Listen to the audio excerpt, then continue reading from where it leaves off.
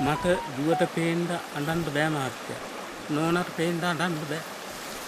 ඇත්තම කියනවා මගේ දුක දන්නේ මේ ගංගාමෑණිය පමණයි.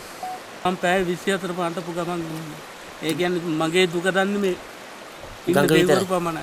ගඟ තමයි. ගඟ පමණයි. කඳුළු ගඟේ යනවා. ඔව් ගඟට වැටෙන්නේ කඳුළු.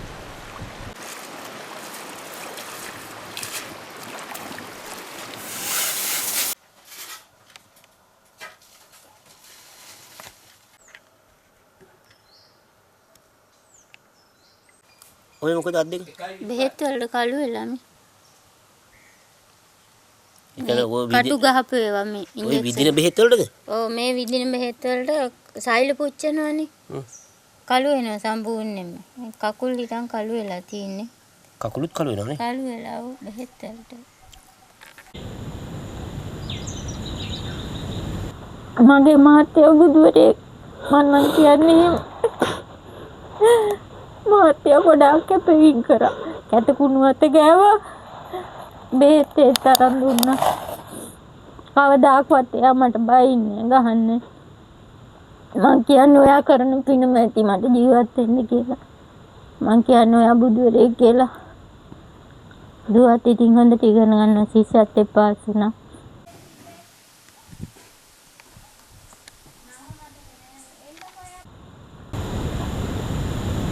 ඇලහැර කියන්නේ මහා යෝධ වැඩ කරපු මිනිස්සු හිටපු ප්‍රදේශයක්. මහවැලි කලාපයක්. හතර වටින් අඹන් ගඟෙන් පෝෂණය වෙලා රජරට ගම්බින් තෙත් කරන ඇලහැර අමුණ රජවරු හදලා තිබුණා. එදා මිනිස්සුන්ට බත බුලතින් සරු වෙලා තිබුණා. හැබැයි ලෙඩ රෝග වලින් මිනිස්සු පීඩා විඳින්නේ නැහැ.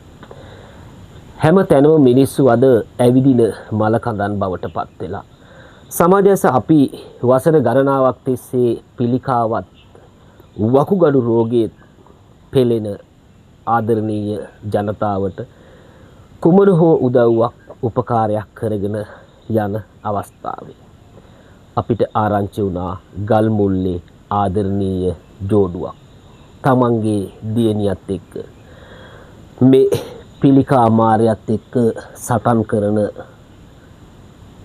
පවුලක් පිළිබඳව. මේ ආදරණීය අම්මා දැන් වසර කිහිපයක ඉඳලා පිළිකා රෝගයකට ගොදුරු වෙලා මහබඩවැලේ මහබඩවැලේ ඇය කරපු වරදක්වත් පවක්වත් නෙවෙයි. මේ තමයි අපිට බෝනෝන රෝග වලින් හම්බ වෙච්ච දායාද.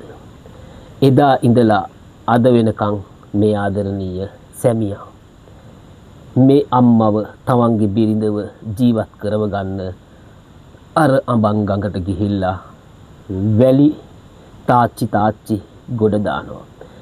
එතනදි කිව්වේ මට අඬන්න බෑ මහත්තයා දුවට පේන්න. මට අඬන්න බෑ මහත්තයා නෝනට පේන්න. මගේ කඳුළු මේ සියල්ලම දන්නේ අඹන් ගඟ. කැලේ දෙයියන්ට කොලයක් එල්ලගෙන ජීවිත බේරගන්න ඔහු පුදුම දුකක් මහන්සියක් විඳිනවා.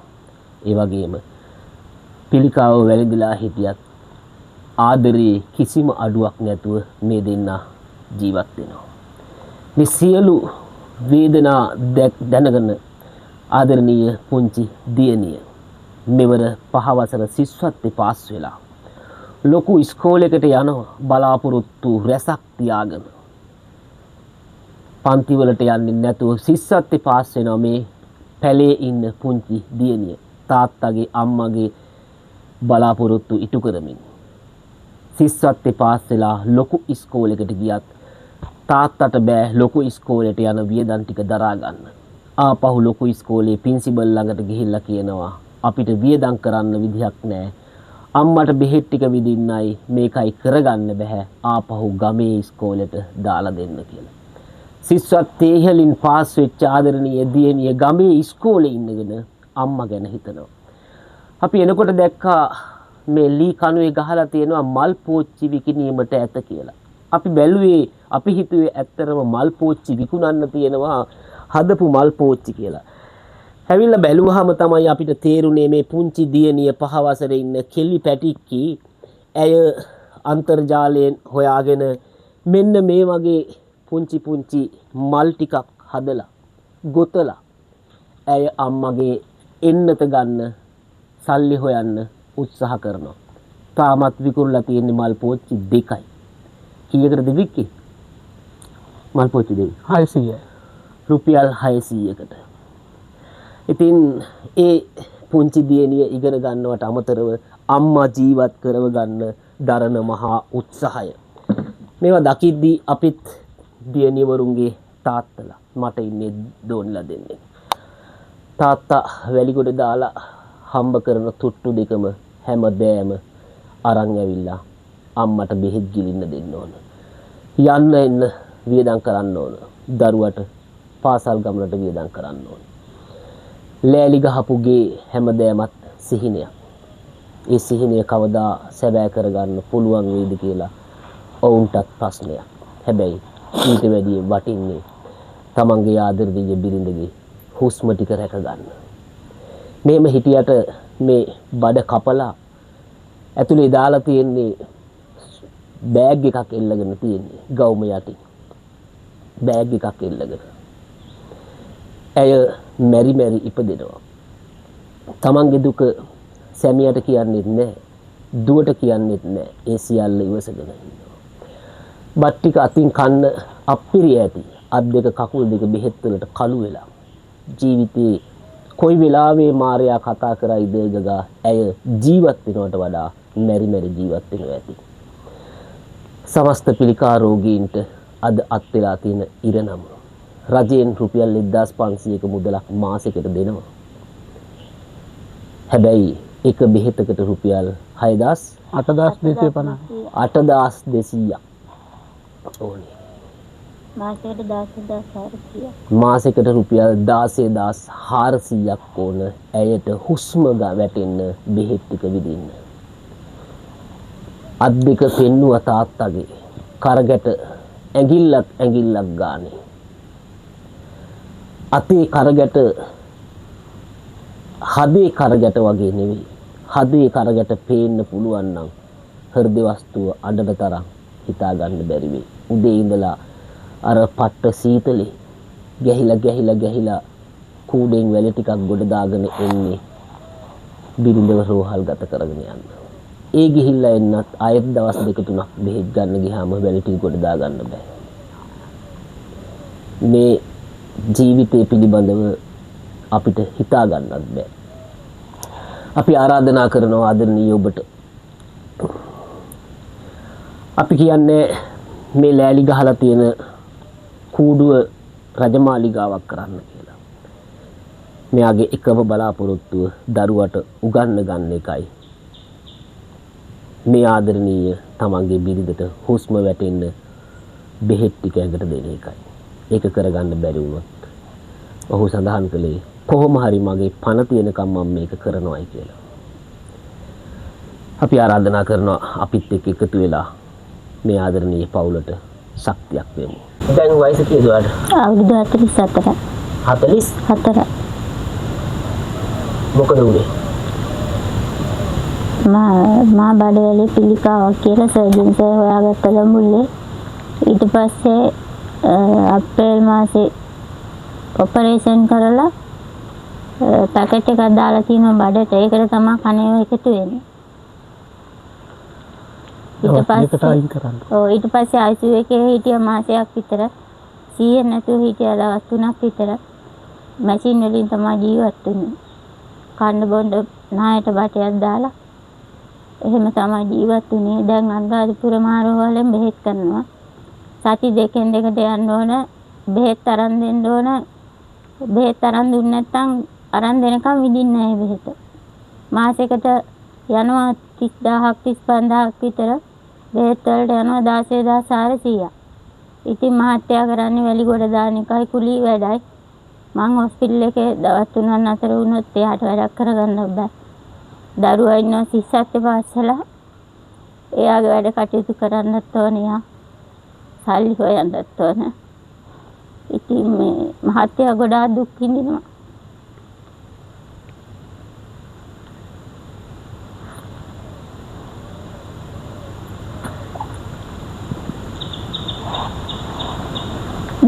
හදනවා අම්මට බෙහෙත් ගන්න කියලා.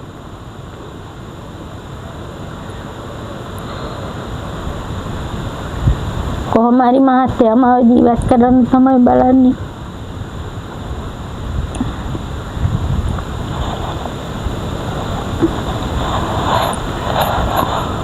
මේ වගේ කරුණු ලෙඩෙක් හැදේ කියලා හිතනවා. කිසිදාක හිතුවේ නෑ මහත්තයා. මහත්තයාත් එක්ක තමයි මම ඔය වැඩි එහෙමත් ඇද්දා. එහෙම වැඩ කරගෙන ජීවත් වුණා. මගේ මහත්තයා බුදුවරේ මම කියන්නේ මහත්තයා ගොඩාක් කැපවීම කරා. කැටකුණු අත ගෑවා. බෙහෙත් ඒ තරම් දුන්නා. කවදාකවත් එයා මට බයින්නේ ගහන්නේ. මං කියන්නේ ඔයා කරන පිනම ඇති මට ජීවත් වෙන්න කියලා. මං කියන්නේ ඔයා බුදුවරේ කියලා. දුවත් ඉතින් හොඳට ඉගෙන ගන්න ශිෂ්‍යත්වේ පාස් වුණා.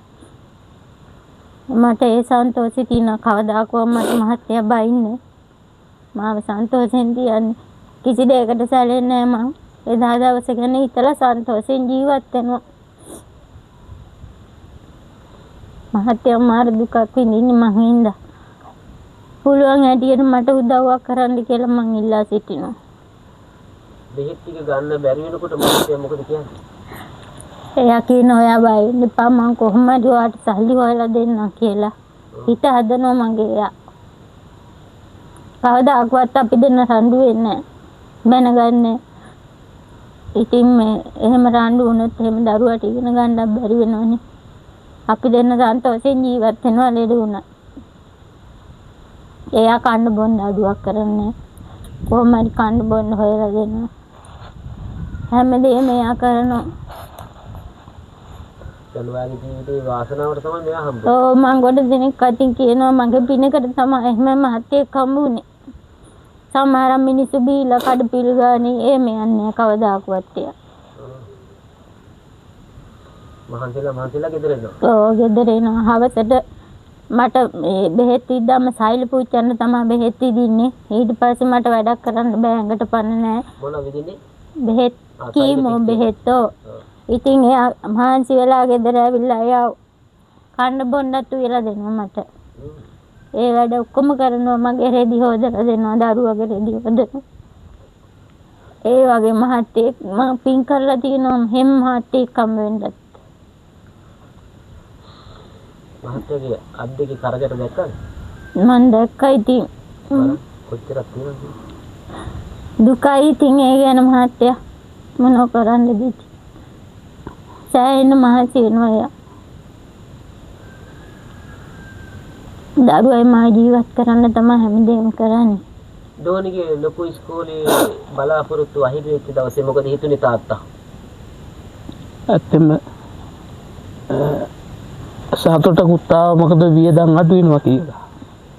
එතකොට දුකකුත් ආවතුව අර නව සමාජෙත් එක්ක හැප්පෙන්න වාසනාව නැහැ කියලා. ඒ කියන්නේ ඒකින්නේ ලොකු අයගේ දරුවෝ. ඉතින් මගේ දරුවත් ඒ මට්ටමට උගන්වන්න තමයි මේ සල්ලි නැතුණත් ඒ දැනුම දෙන්න තමයි මම උත්සාහ කරේ. නමුත් මේ නෝනාගේ අසනීපත් එක්ක වියදම් අධිකයි. කිලෝමීටර් 7ක් යන්න ඕන ඉස්කෝලේට, මහා ඉස්කෝලේට.